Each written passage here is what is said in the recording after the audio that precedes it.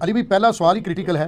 قرآن حکیم میں ملکہ بلقیس سے متعلق ایک واقعہ آیا ہے جس کا تخت بڑا مشہور تھا، اور اسی تخت کو سیدنا سلیمان علیہ السلام نے اٹھوانے کا ارادہ کیا تو ایک ولی اللہ حضرت آصف بن برقیہ رحمہ اللہ نے آنکھ چپکنے سے پہلے اس وزنی تخت کو وہاں حاضر کر دیا۔ اس واقعہ میں سے صوفیہ نے اپنے بزرگوں کی کرامات کا ثبوت اخذ کیا ہے، اور ان کا دعویٰ ہے کہ امت محمدیہ صلی اللہ علیہ وسلم کے اولیاء اللہ ہر حال میں سیدنا سلیمان علیہ السلام کی امت کے اولیاء اللہ سے افضل ہیں، اس لیے وہ بھی سب کچھ کر سکتے ہیں۔ اس حوالے سے علی بھائی کا کیا موقف ہے؟ علی بھائی تو پہلے کہیں گے اگر وہ سب کچھ کر سکتے ہیں تو میرے بھائی مہربانی کر کے یوٹیوب کے اوپر جو نبی علیہ السلام کی شان میں گستاخانہ ویڈیوز اپلوڈڈ ہیں جو دنیا کے 1.5 ارب مسلمان احتجاج کرنے کے باوجود ڈیلیٹ نہیں کروا سکے، تو پلک جھپکنے سے پہلے ذرا اسے ڈیلیٹ کروا دیں، اور اگر نہ کروا سکے تو ان شاء اللہ تعالیٰ کبھی بھی نہیں کروا سکتے۔ یہ ظاہر ہے کہ یہ تو فزیکل ایفرٹ کے ساتھ اللہ تعالیٰ نے معاملات کو جوڑا ہوا ہے، تو پھر آپ نے سمجھ لینا کہ یہ صرف ان کے زبانی دعوے ہیں۔ ان شاء اللہ تعالیٰ میں اس کی فل انجینئرنگ کروں گا اور پورے پلان کے ساتھ۔ آپ دیکھ رہے ہیں کچھ عرصے سے ہم پہلا کویشچن بڑا کریٹیکل ڈال دیتے ہیں تاکہ ہر اینگل سے اس فتنے کو دبایا جائے جو ہمارے سب کانٹیننٹ انڈیا، پاکستان، بنگلہ دیش میں لوگ پیش کرتے ہیں، اور اس کی بنیاد کے اوپر پتہ نہیں کیا کیا رزلٹ نکالتے ہیں اور کتاب و سنت کا مذاق اڑاتے ہیں۔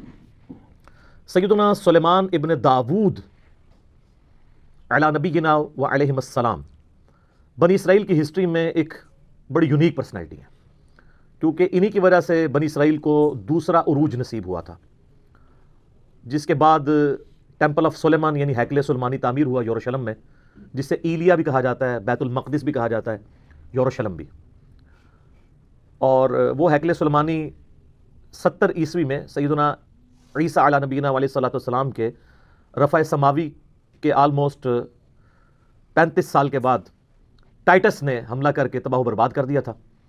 صرف اس کی ایک دیوار اس وقت باقی ہے جسے ویلنگ وال کہتے ہیں، دیوار گریا، جو آپ اکثر ویڈیوز میں دیکھتے ہیں کہ یہودی یوں تورات پکڑ کے اس کے سامنے یوں پڑھ رہے ہوتے ہیں، اس ایک دیوار کے سامنے، اور یہ ہیکل سلیمانی کی وہ بچ جانے والی دیوار ہے۔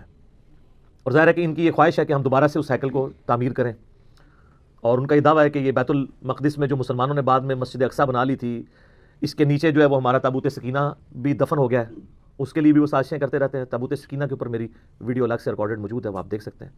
بال سلیمان علیہ السلام ایک بڑی یونیک پرسنالٹی ہے بنی اسرائیل کی ہسٹری میں، اور قرآن حکیم میں بھی سلیمان علیہ السلام کا ذکر بارہا مختلف جگہوں پہ ہوا ہے۔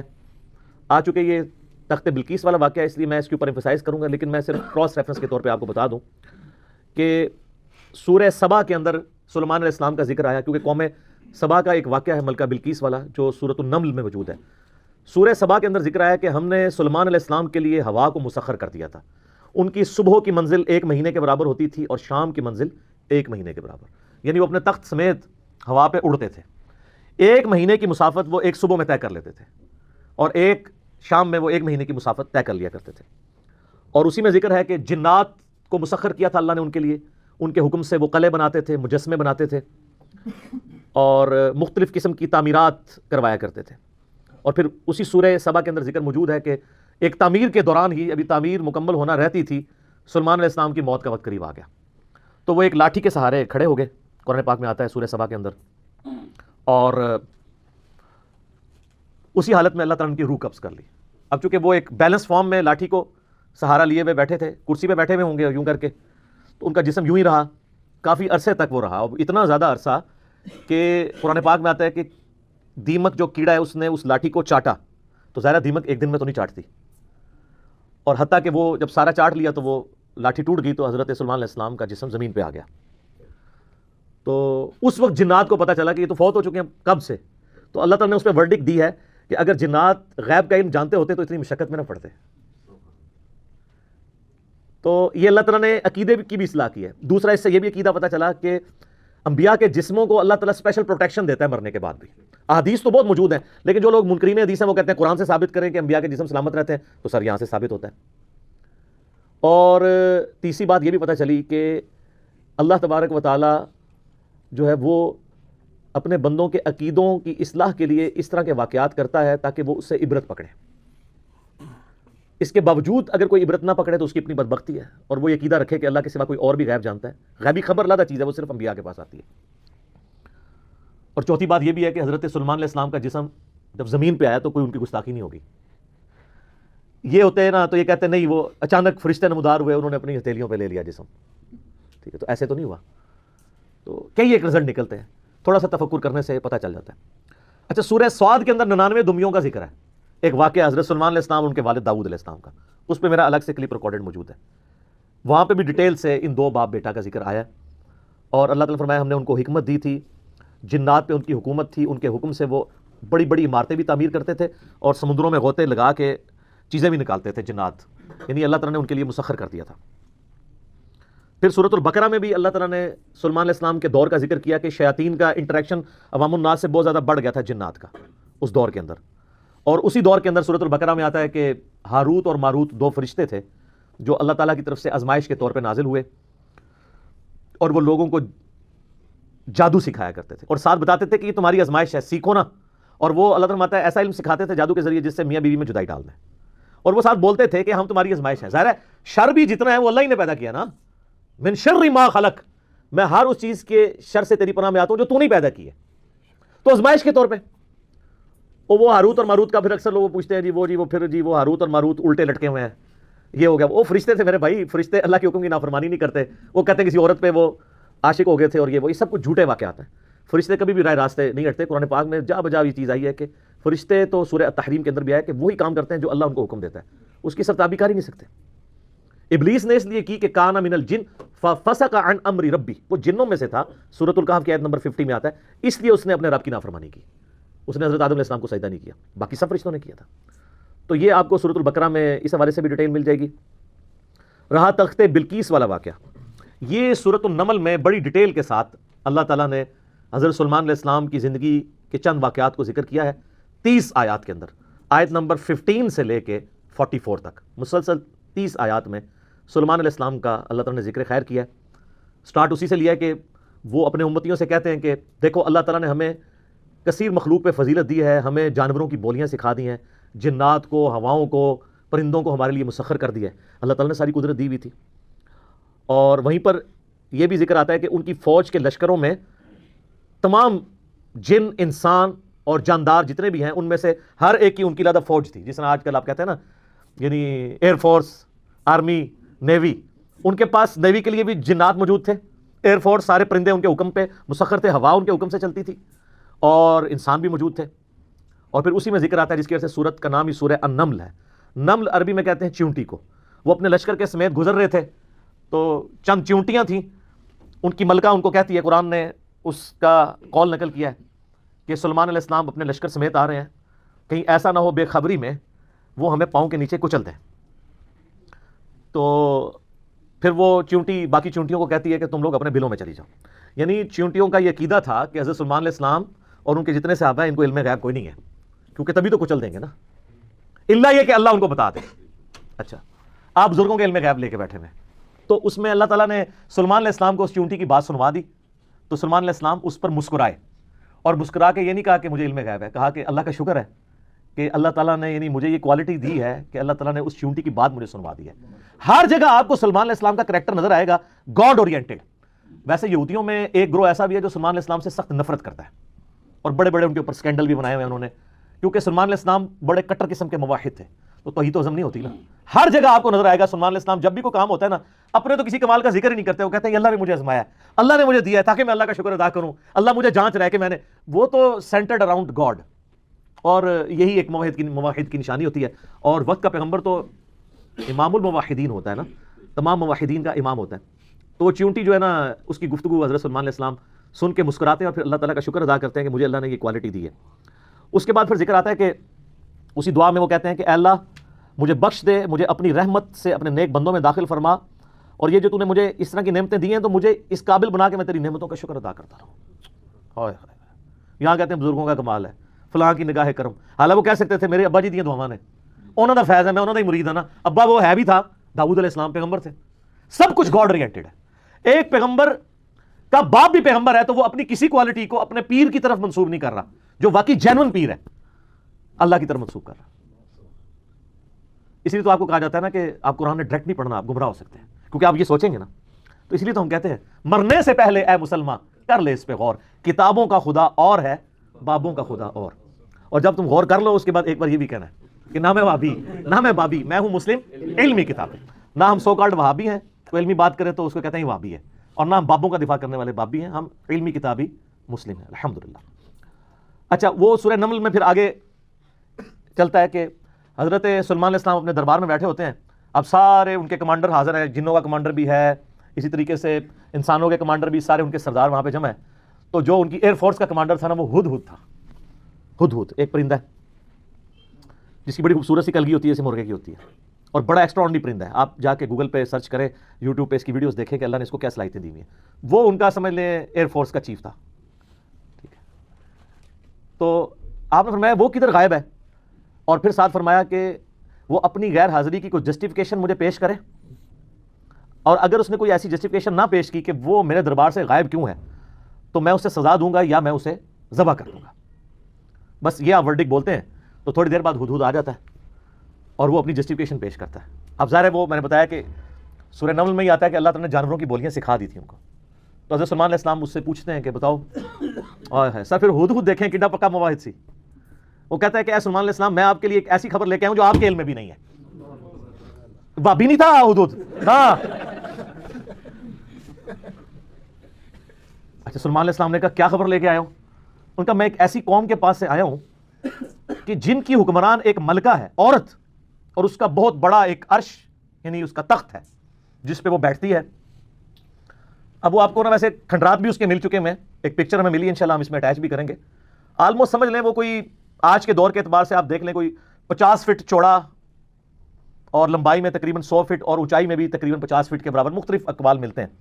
یعنی اچھا خاصا بڑا اس کا تخت تھا جس پہ اس کے سارے وہ سردار ارد گرد بیٹھتے تھے, اور وہ پتھر کا بنا ہوا بڑا سا. ان کا میں نے ایک عورت دیکھی ہے, تو وہ آپ کے علم میں نہیں ہے کہ وہ حکومت کر رہی ہے ان پہ, اور بڑا اس کا ایک تخت ہے, اس کے کئی سردار ہیں, اور شیطان نے ان کے برے اعمال ان کی نظر میں سنوار دیے ہیں. وہ اللہ کو چھوڑ کے سورج کی پوجا کرتے ہیں. سر ایک ہدہد کو بھی ٹینشن ہے شرک کی, آپ ذرا یہ دیکھیں. اسی لیے اللہ تعالیٰ نے فرمایا نا کہ قریب ہے کہ آسمان پھٹ پڑے اور زمین شک ہو جائے اور پہاڑ ریزہ ریزہ ہو جائے.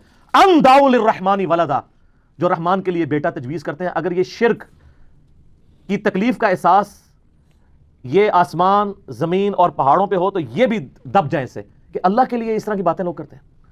تو اور پھر وہ کہتا ہے کہ اب ہدہد کی بھی آپ تقریر دیکھیں جناب, کہ شیطان نے برے اعمال ان کی نظروں میں سنوار دیے ہیں, اللہ کو چھوڑ کے وہ سورج کی پوجا کر رہے ہیں, حالانکہ عظمت اس اللہ کی ہے جو زمین و آسمان کا مالک ہے. ان کو تو چاہیے تھا اسے ہی سجدہ کریں, اور اس پہ آیت سجدہ بھی ہے. اللہ اکبر, سبحان الملک القدوس رب الملائکۃ والروح. تو اب حضرت سلیمان علیہ السلام چونکہ توحید کے امام ہیں, دنیا پہ اللہ تعالیٰ کے ریپرزینٹیٹو ہیں, جب وہ یہ بات سنتے ہیں نا تو کہتے ہیں میں تیری اس بات کی تصدیق کروں گا کہ تو سچ کہہ رہا ہے یا جھوٹا بہانا تو نہیں کہیں کر رہا تو. ورنہ تو سلیمان علیہ السلام کہتے ہیں کہ ہاں مجھے تو پہلے علم غیب اللہ تعالیٰ نے دیا ہوا ہے, میں تو اتنی دوروں میں دیکھ سکتا ہوں, وہ تو اللہ دکھائے گا تو دیکھیں گے نا. تو حضرت سلیمان علیہ السلام نے ایک خط لکھا اور اس ہدہد کو کہا. اچھا یہ کوئی سٹوری نہیں ہے جو آپ کے علماء بیان کر رہے ہوتے ہیں, یہ ورڈ بائی ورڈ سورہ النمل آیت نمبر جو ہے وہ 15 سے لے کے 44 تک 30 آیات ہے. جو چیز ان آیات سے ہٹ کے آئے گی میں اس کو مینشن بھی کر دوں گا. تو وہ خط لکھ کے دیتے ہیں کہ یہ خط لے جاؤ اور جا کے ملکہ جو ادھر کیا ہے, ملکہ بلقیس جو ہے یہ اسرائیلی روایتوں میں آتا ہے, قرآن میں صرف ایک عورت کا ذکر ہے کہ جو حکومت کرتی تھی. اور خط اس کو دے کے پھر دیکھنا اس کا کیا جواب دیتے ہیں. ہدہد جناب لے کے خط پہنچا ہے اور جا کے اب ہدہد ایک خط لے کے آ رہا ہو اور ملکہ کے وہ جا کے بیڈ روم میں سیدھا جا کے لینڈ کرتا ہے, کوئی سیکورٹی گارڈ کوئی کچھ نہیں روک سکتا, وہ کھڑکی سے آ کے اس میں لینڈ کر کے سامنے لا کے اس کے خط پھینکتا ہے. تو حضرت سلیمان علیہ السلام کا خط وہ کھولتی ہے تو وہ اس خط میں تو 2 ٹوک جملے لکھے ہوتے ہیں, انہ من سلیمان و انہ بسم اللہ الرحمن الرحیم, اور تم سر تسلیم خم کر کے فوراً میرے پاس حاضر ہو جاؤ. ٹھیک ہے, بس یہ 2 لائنوں کا ایک جملہ ہوتا ہے. جب وہ اپنے سرداروں سے مشورہ کرتی ہے تو وہ کہتی ہے میرے پاس ایک معزز خط آیا ہے, اور یہ معزز خط سلیمان کی جانب سے ہے. انہ من سلیمان, سورہ النمل آیت نمبر 30, یہ واحد مقام ہے جہاں سورت کے اندر بسم اللہ شریف آئی ہے. ایک عزت والا خط آیا ہے. عزت والا وہ اس لیے کہتی ہے وہ اس کو پتہ چل گیا کہ وہ غیر معمولی بندہ ہے کہ ہدہد جس کا خط لے کے آ رہا ہے میرے پاس. تو ظاہر ہے یہ کوالٹی تو اس کے پاس نہیں تھی کہ یہ کوئی کتنا بڑا بادشاہ ہے کہ جس کو اللہ نے یہ حکومت دی ہے کہ جانوروں پہ بھی اس کی حکومت ہے. تو وہ کہتی ہے کہ ایک معزز خط میرے پاس آیا ہے جو سلیمان کی جانب سے ہے اور وہ اللہ کے نام سے شروع ہو رہا ہے. اس سے یہ سنت ٹھہری کہ جب آپ کوئی خط لکھیں کسی کو تو بسم اللہ سے اس کا آغاز کریں, اور اس میں یہ ہے کہ سر تسلیم خم کرو اور میرے پاس حاضر ہو جاؤ. تو وہ اپنے سرداروں سے کہتی ہے کہ میں تمہیں پتہ ہے کہ میں کوئی کام اس وقت تک نہیں کرتی جب تک کہ میں مشورہ نہ کر لوں ہر معاملے میں تم سے میں مشورہ کرتی ہوں. قوم سبا کی وہ ملکہ تھی. تو مجھے بتاؤ تم مجھے کیا مشورہ دیتے. تو سردار تو آپ کو پتا ہے جو ان کی تو ایک خاص جنگجو نیچر ہوتی ہے. انہوں نے کہا ہم تو بڑے طاقتور ہیں, بڑے زور آور ہیں, ہم ہر طرح کے بادشاہ کا مقابلہ کر سکتے ہیں, آپ ہمیں حکم دیں, دیکھی جائے گی. لیکن وہ تو سمجھدار ہوتی ہے نا, جس میں مجھے بھی آگے لوگ پھونک چڑھا رہے ہوتے ہیں, لیکن جو بندہ ڈرائیونگ سیٹ پہ بیٹھا ہوتا ہے اس کو پتا ہوتا ہے کہ کام کو کس حکمت سے لے کے چلنا ہے. تو وہ ملکہ کہتی ہے کہ اس کو تو اندازہ ہو گیا کہ یہ کوئی عام بندہ نہیں ہے, ان کی ساری پھوپھا نکال دے گا وہ. تو وہ کہتے ہیں کہ وہ ملکہ آگے کہتی ہے, اس کے الفاظ اللہ تعالیٰ نے نقل کیے ہیں. وہ کہتی ہے کہ یاد رکھنا بادشاہ جب کسی ملک میں داخل ہوتے ہیں نا تو وہاں کے شرفاء کو ذلیل کر دیتے ہیں. تو یعنی یہ جو ہمارے پاس ملک ہے یہ بھی ہمارا چھن جائے گا, ہم میں یہ طاقت نہیں کہ ہم اس شخص کا مقابلہ کر سکیں. یہاں پہ بھی آپ دیکھ لیں انگریزوں نے یہ کیا نا, جب انگریز یہاں حکومت میں ہے نا سب سے زیادہ ذلیل انہوں نے کیا ہے خاندان مغلیہ کو, اس لیے کہ وہ یہاں پہ رولرز تھے. تو انہوں نے کہا پہلے تو جناب ان کو اتنا ذلیل کرو نا, کیونکہ ان کے اندر جراثیم موجود ہیں حکومت کرنے کے, ان کو تو ذلیل و خوار کرو. تو وہ ملکہ کی بات یونیورسل ٹروتھ اللہ نے نقل کیا کہ جب بادشاہ داخل ہوتے ہیں تو وہاں کے شرفاء پھر سب سے پہلے وہ ذلیل ہوتے ہیں. تو وہ کہتی ہے کہ اس میں جلدی نہیں ہمیں کرنی چاہیے, میں سلمان کو نا کچھ گفٹ بھیجتی ہوں اور میں دیکھتی ہوں کہ اس کے رسپانس میں وہ کیا کرتا ہے, تو پتہ چل جائے گا کہ وہ واقعی ایک دنیا دار بادشاہ ہے یا اللہ کا ریپرزینٹیٹو ہے. یہ اس نے چیک پوائنٹ رکھا کہ اگر دنیاوی بادشاہ ہوا تو دنیاوی بادشاہ پرانے زمانوں میں دوسرے ملکوں پہ کیوں حملہ کرتے تھے, تاکہ ان سے ان کی دولت ہتھیائے. تو اگر ہم جزیہ دینے پہ آمادہ ہو جائیں اور سالانہ ہم ایک رقم مقرر کر لیں گے, اتنا آپ کو ٹیکس یا جزیہ دیا کریں گے, تو وہ ٹل جائے گا. تو وہ بڑے زیادہ تحائف دے کے نا ایلچی روانہ کرتی ہے سلمان علیہ السلام کے پاس. ٹھیک ہے, اور وہاں پہ سلمان علیہ السلام کے پاس جب وہ ایلچی پہنچتے ہیں تو سلمان علیہ السلام تو اسٹریٹ فارورڈ ان کو جواب دیتے ہیں کہ مجھے جو کچھ اللہ نے دیا ہے, تمہاری یہ دنیا کی عقید دولت اس کے مقابلے میں کچھ نہیں ہے, مجھے تو اللہ نے کیا حکومت دی ہوئی ہے. ٹھیک ہے, تو بلکہ سورہ نمل میں اللہ تعالیٰ نے ان کی دعا بھی نقل کی ہے. سلمان علیہ السلام کہتے ہیں اللہ مجھے ایسی حکومت دینا جو میرے بعد پھر کسی کو نہ ملے. اور انسانی تاریخ میں سلمان علیہ السلام سے بڑا بادشاہ نہ ان سے پہلے کو گزرا ہے نہ بعد میں, جس کو اس لیول کی اللہ تعالیٰ نے حکومت دی ہو. تو وہاں پہ جب ایلچی پہنچتے ہیں تو وہ ان کو اسٹریٹ فارورڈ جواب دیتے ہیں اور ان کو واپس کر دیتے ہیں کہ جاؤ اور اپنی ملکہ کو بتا دینا کہ اب ہم وہ لشکر لے کے آئیں گے جس کی تاب تمہارے لشکر نہیں رکھ سکتے, انتظار کرو ہمارا. تو وہاں سے چلے جاتے ہیں, وہ تو چلے جاتے ہیں, اور سلمان علیہ السلام کو پتا ہوتا ہے کہ وہ مطیع ہو کے ہی آئے گی, کیونکہ وہ سمجھ گئے ہوتے ہیں کہ اس نے یہ جو ڈیسیژن کیا ہے وہ کیوں کیا. اب یہ فاصلہ آلموسٹ 2000 کلومیٹر کا ہے. قوم سبا آباد تھی یمن میں, اور حضرت سلمان علیہ السلام یروشلم میں بیٹھے ہوئے تھے, بیت المقدس ایلیا شام کے اندر. آلموسٹ 2000 کلومیٹر کا یہ فاصلہ ہے. تو آپ سمجھ لیں یہ فاصلہ طے کرنے کے لیے بھی 40 سے 50 دن پیدل چاہیے.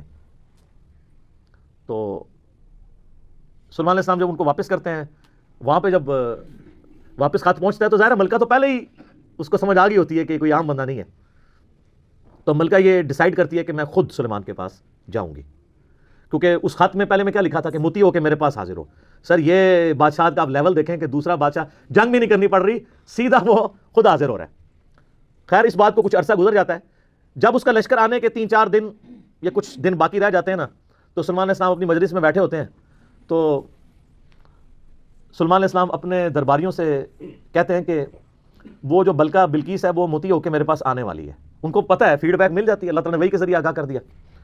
تو پھر وہ ایک گفتگو کرتے ہیں وہاں پہ, جہاں پہ وہ تخت بلقیس کا ذکر ہے, اور آصف بن برقیہ کا نام قرآن میں نہیں ہے, یہ اسرائیلی روایتوں میں. وہ سورۃ النمل کی آیت نمبر ہے 30. اعوذ باللہ من الشیطان الرجیم, بسم اللہ الرحمن الرحیم. بلکہ آیت نمبر 30 میں تو وہ یہ آگی 38 نمبر سے آن ورڈ. 30 تو پہلے گزر چکی نا, انہ من سلیمان و انہ بسم اللہ الرحمن الرحیم. یہ آیت نمبر ہے 38. قال یا ایھا الملأ ایکم یأتینی بعرشها قبل ان یأتونی مسلمین. حضرت سلمان علیہ السلام کہتے ہیں اے میرے سردارو, جو میرے ساتھ اٹیچ لوگ ہو, تم میں سے کون ہے کہ جو مجھے اس ملکہ کا تخت لا کر دے اس سے پہلے کہ وہ سر تسلیم خم کرتی ہوئی میرے پاس حاضر ہو جائے. کون ہے کہ جو ایسا کرے؟ قال عفریت من الجن. تو ایک بڑا دیو ہیکل جن کہتا ہے انا آتیک بہ قبل ان تقوم من مقامک, کہ میں آپ کی اس محفل برخاست ہونے سے پہلے 3-4 گھنٹے کی جو بھی آپ کی مجلس ہوتی ہے, مجلس ختم ہونے سے پہلے میں وہ تخت آپ کو یہاں پہ لا دوں گا. انبلیویبل چیز ہے, 2000 کلومیٹر سے اتنا بڑا تخت پتھر کا وزنی 3-4 گھنٹے کیا, وہ تو آج بھی آپ اگر جہاز میں بھی لائیں تو 3-4 گھنٹے میں نہیں پہنچ سکتا, اس کو تو لفٹ کرنے میں پرابلم ہو جائے گی. وَإِنِّي عَلَيْهِ لَقَوِيٌّ أَمِينٌ, اور میں اس کے اوپر امانت دار بھی ہوں, میں پوری رسپانسبلٹی سے یہ کام کروں گا, اور میں طاقت بھی مجھے اللہ نے دی ہے. جنات کو اللہ نے بہت طاقت دی ہوئی ہے. تو حضرت سلیمان علیہ السلام یعنی ایگری نہیں کرتے اس مسئلے میں. تو پھر ایک اور شخص, قال الذی عندہ علم من الکتاب, وہاں ایک شخص بیٹھا ہوتا ہے جس کے پاس کتاب میں سے علم ہوتا ہے. وہ کہتا ہے انا آتیک بہ قبل ان یرتد الیک طرفک, میں اس تخت کو آپ کے سامنے حاضر کر دوں گا آپ کی آنکھ جھپکنے سے پہلے, فریکشنز آف سیکنڈ میں لے آؤں گا. ہمارے لیے تو وہی ہضم کرنا مشکل ہے, تو یہ تو خیر بہت بڑی چیز ہے. تو یہ اس نے دعویٰ کیا, بس یہ دعویٰ کرنے کی دیر تھی اور وہ لے بھی آیا تخت. فلما رآہ مستقرا عندہ, تو حضرت سلیمان علیہ السلام نے جب وہ تخت وہاں پر آیا ہوا دیکھا, قال ھذا من فضل ربی, انہوں نے کیا حضور کڈے پہنچے بزرگوں, کیا بات ہے, کیا صاحب کرامت ہو, نہیں اومٹ کر دیا. ان کا یہ میرے رب کا فضل ہے, ھذا من فضل ربی. آپ لکھتے ہیں نگاہ مرشد سے, ماں باپ کی دعا سے, اور پیغمبر کا کہتا ہے ھذا من فضل ربی, یہ تو میرے رب کا فضل ہے. کیوں ہے فضل؟ لیبلونی اشکر ام اکفر, تاکہ وہ مجھے آزمائے کہ میں اس کا شکر گزار بنتا ہوں یا نہ شکرا. یہ سر توحید ہے. ومن شکر فانما یشکر لنفسہ, اور جو کوئی اللہ کا شکر کرے گا تو وہ بھی اپنے نفس کی خاطر ہی کر رہا ہوگا, اللہ کو کوئی پرواہ نہیں. ومن کفر, اور جو کوئی اللہ کی ناشکری کرے, فان ربی غنی کریم, تو میرا رب تو غنی ہے, کریم ہے, اسے کسی کی پرواہ ہی نہیں ہے. ھذا من فضل ربی. اچھا, اس کے بعد پھر آتا ہے کہ وہ ملکہ جب آئی, حضرت سلیمان علیہ السلام نے کہا کہ نا اس تخت کی حیت بدل دو, ڈیزائننگ اس کی تھوڑی سی چینج کر دو, جو اس کے اوپر کوئی پھول بوٹے لگے ہوئے تھے تھوڑا سا اسے ٹیمپر کرو, اور میں دیکھوں گا کہ وہ پہچانتی ہے اپنے تخت کو نہیں کہ نہیں پہچانتی. تو وہ پھر ملکہ وہاں پہ آ پہنچتی ہے. تو سلیمان علیہ السلام اسے ریسیو کرتے ہیں اور کہتے ہیں اس تخت کے بارے میں تیرا کیا خیال ہے. تو وہ بڑی سمجھدار ہوتی ہے, تو وہ کہتی ہے یہ تو لگتا ہے کہ یہ میرے تخت ہی ہے, اس کی مثل مجھے لگ رہا ہے بلکہ شاید وہی ہے. تو یہ اس کی سمجھداری کا بھی ثبوت ہے کہ وہ اس کو ٹیمپرڈ فارم میں بھی پہچان لیتی ہے, اور یہ اس کو دوسرا میسج مل جاتا ہے, انہوں نے کیا لڑنا ہے, اس نے کہاں سے لڑنا ہے. وہ تو یہ بھی نہیں تھی ایکسپیکٹ کر سکتی کہ 4 مہینے میں بھی کوئی اٹھا کے یہاں لا سکے. ابھی تو اس کو یہ پتہ نہیں تھا, یہ تو ایسے آیا ہوا ہے.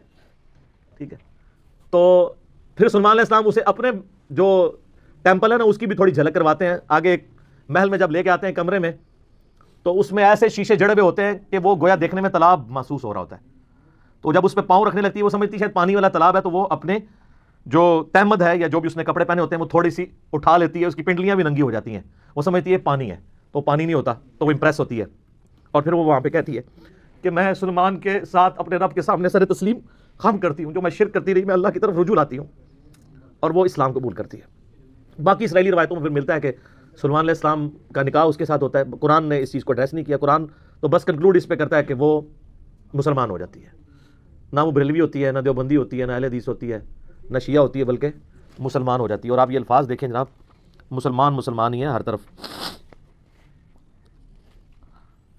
ہاں, قالت رب انی ظلمت نفسی, وہ کہتی ہے میرے رب میں اپنی جان پہ ظلم کرتی رہی اس سے پہلے.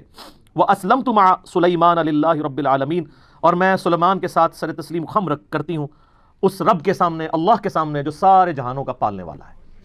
میں سر تسلیم خم کرتی ہوں, میں مسلم ہوتی ہوں. تو وہ اپنا آپ اپنے رب کے حضور سر تسلیم خم کر دیتی ہے. تو یہ واقعہ یہاں پہ مکمل ہوا. اب وہ یہ کہتے ہیں جناب کہ جی وہ انہوں نے فکر اچھا اس سے تو توحید اخذ کرنی چاہیے تھی. یہ چکر میں پڑ کے وہ کہتے ہیں جو بندہ لبو کیڑا جائے جنہیں اینج کر کے تخت لے کے آئے, وہ بندہ اگر امپورٹنٹ ہوتا نا تو اللہ تعالیٰ اس کی تعریف وہاں پہ بیان کرتا, اس کے تو فوراً ساتھ ھذا من فضل ربی آ گیا. وہ کہتے ہیں جی کوئی ولی اللہ تھا, تو اب اس کا مطلب ولی اللہ یہ سب کچھ کر سکتے ہیں. اچھا جی تو پھر کیا کریے جو کر سکتے ہیں, تو وہ کہتے ہیں آپ رفع دین کرنا چھوڑ دیں کیونکہ ایسے ولی اللہ رفع دین نہیں کرتے. یہی کچھ کہنا چاہ رہے ہوتے ہیں نا آپ, جو ہے ایاک نعبد و ایاک نستعین پڑھنا چھوڑ دیں, آپ ان بابوں کو پکارنا شروع کر دیں. یہ کہنا چاہ رہے ہوتے ہیں وہ اصل میں. تو تواڈے اوتے اللہ نے بلا چھڑ دیتی ہے, ہن تک تواڈے نال ہوندی کیا ہے, میں ہن انجین نہیں کرن لگا, ہو چکی ہے. لیکن آج میں اس ایک واقعے کی کرنے لگوں انشاءاللہ تعالی. قرآن پاک خاموش ہے کہ یہ کون تھا بندہ, یہ جن تھا, انسان تھا, فرشتہ تھا, پیغمبر تھا. کہا وہاں پہ ایک شخص تھا جس کے پاس کتاب کا علم تھا. قرآن کی روح سے تو کتاب کا علم جو ہے نا وہ پیغمبر کو دیا جاتا ہے. عین ممکن ہے وہ پیغمبر ہو, کیونکہ ایک وقت میں کئی پیغمبر اگلے زمانوں میں ہوا کرتے تھے.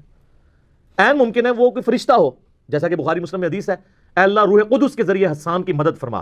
حسان ابن ثابت شعر کہتے تھے تو اللہ تعالیٰ کے حضور نبی علیہ السلام نے دعا کی کہ جبرائیل علیہ السلام کے ذریعے اس کی مدد فرما, جس طرح قرآن پاک میں آتا ہے عیسیٰ علیہ السلام کی اللہ نے مدد کی تھی روح قدس کے ذریعے کہ وہ مٹی کی مورت میں پھونک مارتے تھے وہ پرندہ ہو جاتی تھی, مادرزاد اندھے اور کوڑیوں پہ ہاتھ پھیرتے تھے تو اس کو شفا ہو جاتی تھی. روح قدس کے ذریعے حضرت عیسیٰ علیہ السلام کی مدد کی گئی. تو یہاں پہ بھی سلیمان علیہ السلام کی مدد کسی فرشتے کے ذریعے کی گئی ہو, اہم ممکن ہے. اور امام فخر الدین رازی المتوفا 606 ہجری, جنہیں صوفیاء بھی امام مانتے ہیں اور علماء کا طبقہ بھی امام مانتا ہے, انہوں نے بڑی ایک مشہور تفسیر لکھی, تفسیر کبیر. بڑی بڑی خرافات ہیں اس تفسیر میں, اچھی چیزیں بھی ہیں. وہ بضد ہے کہ یہ جو الفاظ ہیں نا کہ وہ شخص جس کے پاس کتاب کا علم تھا یہ خود حضرت سلیمان علیہ السلام ہی تھے. سلیمان علیہ السلام خود وہ تخت لے کر آئے اور ان کا ہاذا من فضل ربی, دیکھو میں لے آیا ہوں یہ. اچھا اب ان ساروں کو مصیبت پڑ گئی ہے, پوری تصوف کھڑی تھی اس واقعے پہ. صوفیوں کے امام اور ایسا امام جسے علماء بھی امام مانتے ہیں, وہ کہتے ہیں سلیمان علیہ السلام آپ لے کے آئے ہیں. اب اگر سلیمان علیہ السلام لے آتے ہیں تو ساری بابیں ختم. ٹھیک ہے, تو یہ میں نے علمی طور پہ بات کی, لیکن یہ ان کی جو تفسیر ہے یہ قرآن میں فٹ ان نہیں بیٹھتی. قرآن پاک اس معاملے کو اس سے زیادہ اہمیت نہیں دیتا کہ اللہ تعالیٰ کی قدرت کا اظہار ایک شخص سے ہوا جو حضرت سلیمان علیہ السلام کا درباری تھا, چاہے وہ جن تھا, فرشتہ تھا, یا کوئی پیغمبر تھا, انسان تھا, کوئی بھی تھا. اس کے بعد ہمیں رویہ بتایا گیا کہ ہم نے اللہ کی طرف رجوع لانا ہے. یہ نہیں کہا گیا کہ اس سے آپ نے اپنے بزرگ بابے ثابت کرنے ہیں. یہ بالکل غلط ایٹیچیوڈ ہے, اور اس کے اوپر یہ ڈاکٹرن کھڑا کرنا کہ جی حضرت سلیمان علیہ السلام کے امتی کی اگر یہ شان ہے تو نبی علیہ السلام کے امتیوں کی شان اس سے زیادہ ہوگی. شان زیادہ ہونے کے لیے کمالات کا زیادہ ہونا ضروری نہیں ہوتا. قرآن تو شان کی بنیاد علم بتاتا ہے, اور اس کے بعد اگر آپ کی نسبت بھی ہے, جیسے نبی علیہ السلام کو اللہ نے اگلی امتوں پہ ان کی امت کو فضیلت دی ہے نبی علیہ السلام کی وجہ سے, کنتم خیر امت اخرجت للناس, اور نبیوں والا کام دیا ہے, تأمرون بالمعروف وتنہون عن المنکر وتؤمنون باللہ. تو یہ اس قسم کے رزلٹ نکالنے کی کوشش کرتے ہیں. تو میں اب ان کو سمجھانے کے لیے ایک بات کر رہا ہوں کہ یہ تو امتی کی بات ہو رہی ہے نا, ہمارے محبوب صلی اللہ علیہ وآلہ وسلم ان کے بارے میں جو ہمارا عقیدہ ہے وہ کیا ہے. صحیح مسلم میں حدیث ہے کہ شب معراج آپ علیہ السلام نے انبیاء کی امامت فرمائی, تو امام الانبیاء ہوئے نا. اچھا, کیا اس کی بنیاد میں ہم یہ ماننا شروع کر دیں کہ اگلے نبیوں کی جو جو کوالٹیز تھیں وہ ہمارے پیغمبر میں موجود ہیں؟ تو ایسے نہیں ہو سکتا. کلی فضیلت ضرور ہے, کئی ایک چیزیں ہیں جو اگلے انبیاء کو جزوی طور پہ فضیلت حاصل تھی جو ہمارے نبی علیہ السلام کو حاصل نہیں ہے. کلی فضیلت ہمارے پیغمبر کی ہے صلی اللہ علیہ وآلہ وسلم. میں آپ کے سامنے رکھتا ہوں, حضرت آدم علیہ السلام کو فرشتوں نے سجدہ کیا نا, کیا ہمارے نبی علیہ السلام کو کیا, یا ہم اپنے نبی علیہ السلام کو سجدہ کر سکتے ہیں؟ تو آپ کی انالوجی مانی جائے کہ اگلے سارے نبیوں کی شان یہاں پہ جمع ہو, پھر تو سارے امتیوں کو چاہیے حضور کو سجدہ کریں. وہ تو ابو داؤد ترمذی نے ماجہ میں حدیث ہے, ایک صحابی نے جب سجدہ کیا, میں سر اٹھا کیا کر رہا ہے, جب میں فوت ہو جاؤں گا تم میری قبر سے گزرو گے, کیا وہاں پہ بھی سجدہ کرو؟ ان کا نہیں یا رسول اللہ. تو فرمایا مجھے کو سجدہ کر رہے ہو, اگر میں سجدہ جائز سمجھتا تو بیویوں سے کہتا کہ اپنے خامدوں کو سجدہ کریں اس حق کے سبب جو اللہ نے ان کو دیا ہے. تو سجدہ تعظیمی بیان ہو گیا نا ہمیشہ کے لیے. اچھا, بخاری اور مسلم دونوں میں آتا ہے کہ قیامت والے دن سب لوگ ننگے اٹھائے جائیں گے, اور سب سے پہلے اللہ تعالیٰ ابراہیم علیہ السلام کو لباس پہنائے گا. تو یہاں پہ ابراہیم علیہ السلام کی جزوی فضیلت ہے. بخاری مسلم دونوں میں حدیث ہے کہ قیامت والے دن جب اللہ تعالیٰ مجھے اٹھائے گا تو میں دیکھوں گا کہ موسیٰ علیہ السلام مجھ سے پہلے ہی اللہ کے عرش کا پایا تھامے ہوئے کھڑے ہیں. مجھے نہیں پتا کہ ان پہ قیامت کی بے ہوشی طاری نہیں ہوئی یا مجھ سے پہلے اللہ نے ان کو زندہ کر دیا ہے, اس بے ہوشی کے سبب جو دنیا میں اللہ کی تجلی کی وجہ سے ہوئی تھی. یہاں پہ موسیٰ علیہ السلام کو جزوی فضیلت حاصل ہے. عیسیٰ علیہ السلام بغیر باپ کے پیدا ہوئے نا, یہ تو سب سے بڑی پھکی اور اینٹی وینم اور علمی الزامی جواب ہے. تو یہ ان کی فضیلت ہے نا, یہ فضیلت آپ ہمارے نبی علیہ السلام کے لیے ثابت کر سکتے ہیں؟ باقی تو سب کچھ کھینچتے رہو گے, کچھ کر لو گے, ایسا کیا کرو گے؟ اور اس سے بڑی بات, ہمارے نبی علیہ السلام کو موت آ چکی, اللہ کی جنتوں میں زندہ ہے. عیسیٰ علیہ السلام آج تک نہیں مرے, ان کو موت نہیں آئی. وہ تو رفع سماوی ہوا نا, وہ اپنی سیکنڈ ڈسینڈنگ کے اندر اللہ تعالیٰ وہ یہاں پہ اس امت میں آئیں گے اور زندگی گزار کے فوت ہوں گے. تو حضرت عیسیٰ علیہ السلام تو ابھی تک زندہ ہے. تو اب یہ فضیلت نبی علیہ السلام کو آپ دیں گے؟ تو یہ کوئی طریقہ نہیں ہوتا اینالوجیز بنانے کا. اگر نبی علیہ السلام کے ساتھ اینالوجیز نہیں بنا سکتے تو باقی تو پھر چھاڑ ہی دو نا. ان کے امتیوں کی بنیاد بنانا تو بڑی دور کی بات ہے. جو چیز ثابت ہوگی وہ ہم مانیں گے. سلیمان علیہ السلام کا وہ امتی تھا یا کوئی فرشتہ تھا یا جن تھا یا صحابی تھا, وہ کام کر دیا, وہ تو ہمارے پاس ثابت ہو گیا. آپ اپنے بابوں کے بارے میں جو جھوٹے کلیم کر رہے ہیں نا, وہ آپ کو ثابت کرنے کے لیے لانا پڑے گا. اور آج کل تو بڑا آسان دور ہے, کہتے ہیں دنیا اولیاء اللہ سے خالی نہیں ہے. ایک ولی بھی نہیں پہ لفظ تو جس کو ہم B B C, C N N, Al Jazeera, Geo, ARY, Dunya T V کے سامنے لے کے آئیں اور ساری دنیا کو بابوں کا پجاری بنا لیں جو آپ بنوانا چاہتے ہیں. بابی بنا لیں تو لے آئیں, ہم اس کے سامنے وہ یہ اس میں سے کوئی کام کر کے بتائیں. کہتے ہیں نا جناب بزرگ سب کچھ کر لیتے ہیں اور ان کے پاس بڑی بڑی کوالٹیز ہوتی ہیں. مجھے بتائیں دنیا کا کوئی بزرگ جو ہے آپ کے سامنے ہوا میں اڑے, ویسے تو انشاءاللہ نہیں اڑے گا میڈیا کی برکت سے, پرانا بھی کوئی نہیں اڑے, آئی گپا ہی نہیں. اگر وہ ہوا میں اڑے اور وہ آپ کو کہے کہ جی یہ اڑنا اس بات کی دلیل ہے کہ 2 + 2 5 ہوتے ہیں, آپ مان لیں گے؟ کیوں؟ کیونکہ آپ کو یہ بات پتا ہے کہ 2 + 2 4 ہوتے ہیں. اس کا یہ کرتب مجھے اس بات پہ نہیں ابھار سکتا کہ میں 2 + 2 کو 5 کو. تو سر ان کے کرتب ہمیں اس بات پہ ابھار سکتے ہیں کہ ہم قرآن و سنت کو چھوڑ کے ان کے پیچھے لگ جائیں؟ تو تف ہے ایسے بندے کے اوپر جو 2 + 2 4 والی حیثیت بھی قرآن و سنت کو نہ دے. اسی لیے تو ہم کہتے ہیں نا, مرنے سے پہلے اے مسلمان کر لے اس پہ غور, کتابوں کا خدا اور ہے, بابوں کا خدا اور. یہ کتابی بات ہے. اور یہاں تو کتنے لوگ ہیں جو ایلوژن کر دیتے ہیں. یہ ڈیوڈ کاپر فیلڈ کو ذرا آپ یوٹیوب پہ جا کے دیکھیں, کرس اینجل کو دیکھیں, کبھی وہ پانی پہ چل رہا ہے, کبھی دیوار پہ چڑھ کے بتا رہا ہے, کبھی ہوا میں اڑ کے, وہ سارا ایلوژن ہی کیا ہوا ہے اس نے, وہ پورا دھوکا ہے, اس کی بھی ویڈیوز رکھی ہیں کیسے کر رہے ہیں. اللہ نہ کرے پاکستان آ جائے تو سارے مولویاں اور پیروں کی دکانیں بند, سارے دربار اجڑ جان گے. آپ دیکھ لیں وہ جو کچھ کر کے بتا رہا ہے. کیوں؟ لوگ کہیں گے آپ کے بابوں کی تو کتابوں میں لکھی ہوئی ہیں, جعلی کتابیں باتی ہیں, یہ تو ہم سامنے دیکھ رہے ہیں. تسی آؤ کر کے دسو, کر کے دسو نا جناب. میں نے ان کو بہت بڑی بات کی. یہ تو کہتے ہیں نا یہ ہمارے بزرگ جو ہے دلوں کا حال جان لیتے ہیں. میں نے ان کو کہا کہ یہ تو بہت دور کی بات. میں اپنا مشین ڈیزائن کا فارمولہ یا میکینکس اور مٹیریلز کا فارمولہ لکھ کے دیتا ہوں, کوئی بزرگ مجھے وہ لکھا ہوا دیکھ کے پڑھ کے بتا دے. اچھا یہ بھی مانتے ہیں نہیں پڑھ سکتا, اس میں اتنے زیادہ کوئی لیٹن کے الفابیٹ ہیں, کچھ گریک کے الفابیٹس ہیں, جس نے وہ سیکھا نہیں ہوا وہ تو اس کو بتا ہی نہیں سکتا. ابھی تو میں یہ کہہ نہیں رہا کہ وہ بتائے کہ یہ فارمولہ کس چیز کا, یہ تو بالکل نہیں بتا سکتا, صرف پڑھ کے بتا دے. تو وہ کیسے کوئی اس طریقے سے معاملات کر سکتا ہے؟ سب کچھ جھوٹ کے اوپر چل رہا ہے. باقی اگر آپ نے منوانا ہے اے کوڑا تے اے میدان ہو, میں ان کو بار بار کہہ رہا ہوں آپ کی بزرگی ہم نے چاٹنی ہے, بلکہ میں اپنے بارے میں کہتا ہوں اگر میں بزرگ ہوں اور میرے پاس یہ کوالٹیز ہے تو مجھے مر جانا چاہیے. اور جس طرح ایک بابا جی کہتے ہیں نا, اوے امت مر جائے حضور دے خاکے پہ بن دے جے. امت سر بعد مرے, پہلے تو وہ مرے نا جنہیں بارے تہاڈا عقیدہ ہے کہ وہ دنیا کا نظام چلا رہے ہیں, وہ کیوں نہ پہلے مرے جس کے پاس اختیار بھی ہے کہ وہ یوٹیوب سے وہ ویڈیوز نہ گستاخانہ ڈیلیٹ کرا سکے. تو آپ کو یہ کہنا چاہیے سب سے پہلے ہمارے وہ بزرگ مر جائیں کہ بزرگی وہ کلیم کیے ہوئے ہیں اور یوٹیوب پہ نبی علیہ السلام کی گستاخانہ ویڈیوز اپلوڈڈ ہیں, ہم نہیں ڈیلیٹ کروا سک رہے. میں اپنے اوپر کہتا ہوں مجھ پہ لعنت ہو کہ اگر میرے پاس یہ اختیار اور میں ویڈیوز نہ ڈیلیٹ کروا سکوں. اور آگے اس کو آپ خود اپلائی کر دیں جس کے اوپر کروانا ہے. یہ باتیں کرنا آسان ہے نا, تو یہ کر کے بتائیں. اور جی وہ کہتے ہیں جناب وہ جی نگاہ مارتے ہیں, ایسے نگاہ اٹھاتے ہیں جناب عرش پہ, نیچے تکتے ہیں جناب 7 زمینہ, تیل بھی کراس.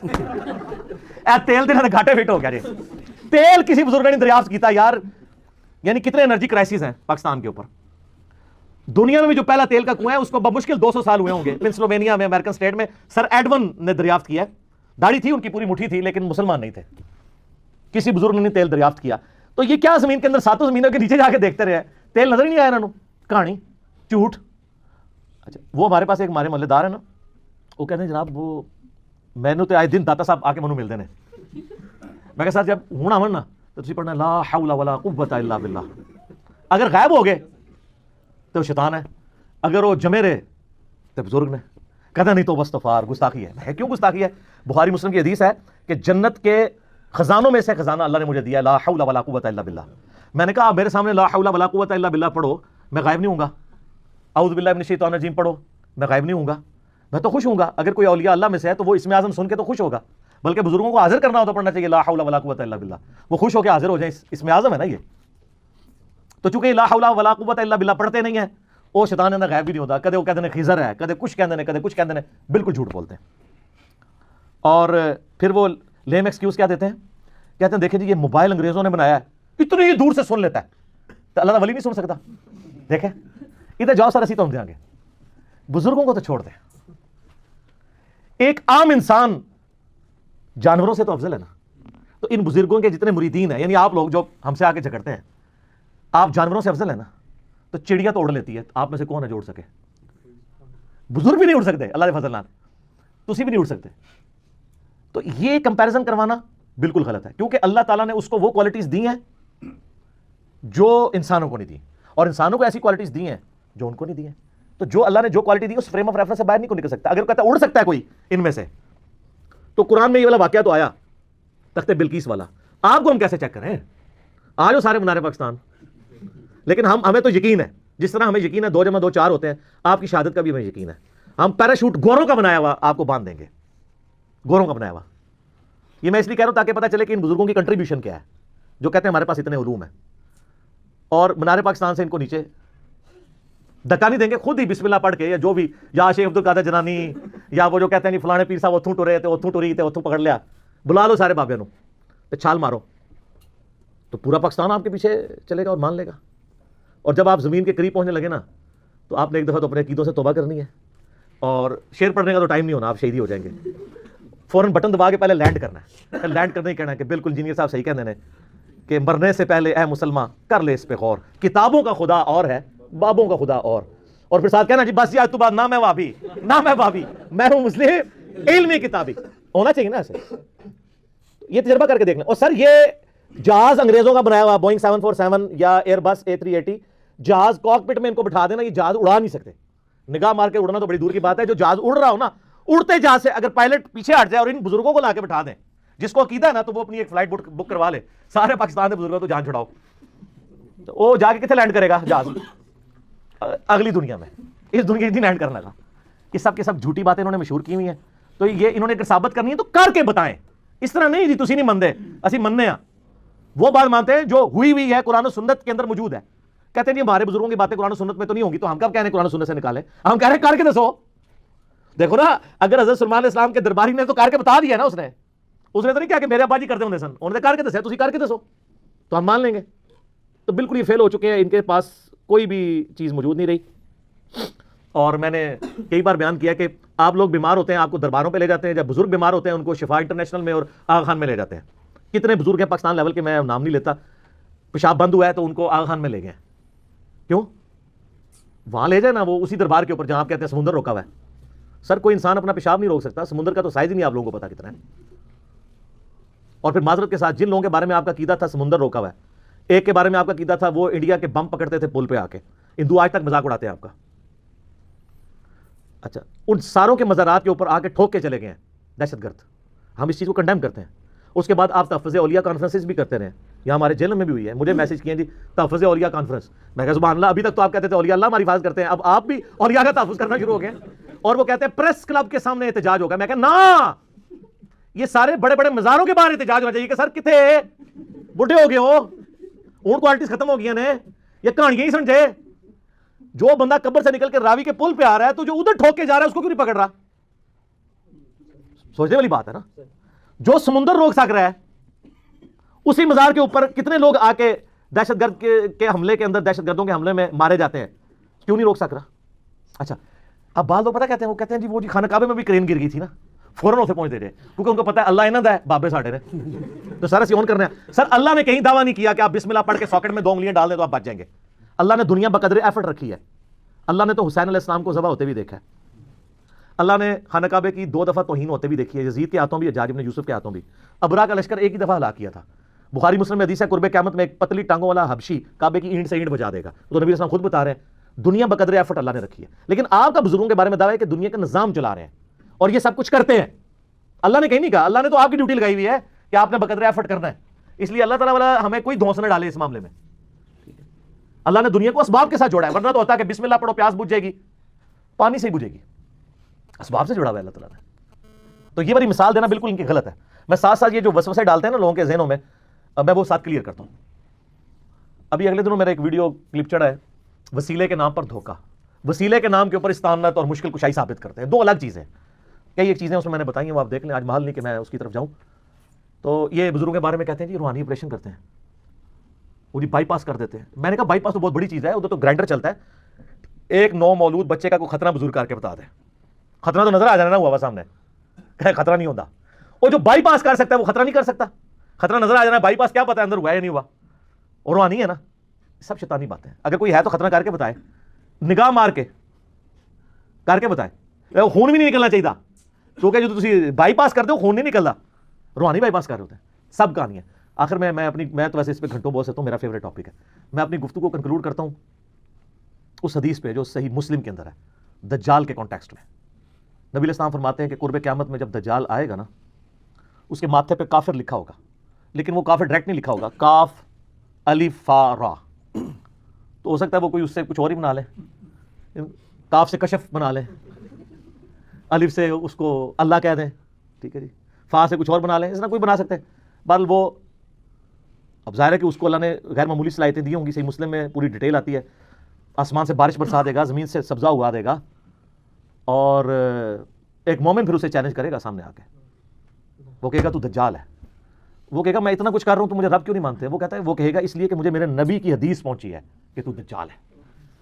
کرتب سے متاثر ہونے والا تو یہ بندہ نہیں ہوگا, قرآن و حدیث والا ہوگا نا, کتابی ہوگا نا. بابی ہوتا تو سیدھا انہوں ہی سجدہ کر دینا. تو وہ کہے گا میں تجھے قتل کر دوں گا. وہ قتل کرے گا پبلکلی, اس کے 2 ٹکڑے کر کے ان ٹکڑوں کے درمیان چلے گا, اور پھر اسے ٹکڑوں کو جوڑ کے پھر زندہ کرے گا, اور کہے گا اب تو مجھے خدا مان, میں نے تجھے مار کے زندہ کیا. وہ کہے گا تیرے اس عمل نے میرے عقیدے میں ہی اضافہ کیا ہے کہ تو واقعی دجال ہے, کیونکہ نبی علیہ السلام نے فرمایا تھا ایک مومن کو قتل کر کے وہ دوبارہ زندہ کرے گا اور دوبارہ اس کو قتل کرنے پر قادر نہیں ہوگا, تو دجال ہے. ہائے ہائے, حضور علیہ السلام فرماتے ہیں وہ اس وقت کا سب سے بہترین مؤمن ہوگا, سب سے بہترین شہید ہوگا. لیکن وہ کون سا ہوگا؟ کتابوں کا ماننے والا, بابوں کا ماننے والا نہیں. سر اسی لیے ہم رو رو کے کہتے ہیں کہ مرنے سے پہلے اے مسلمان کر لے اس پہ غور, کتابوں کا خدا اور ہے, بابوں کا خدا اور ایک بار جھوم کے آپ نے میرے ساتھ نعرہ لگانا ہے کیا, نہ میں وابی نہ میں بابی, میں ہوں مسلم علمی کتابی. جزاکم اللہ خیر.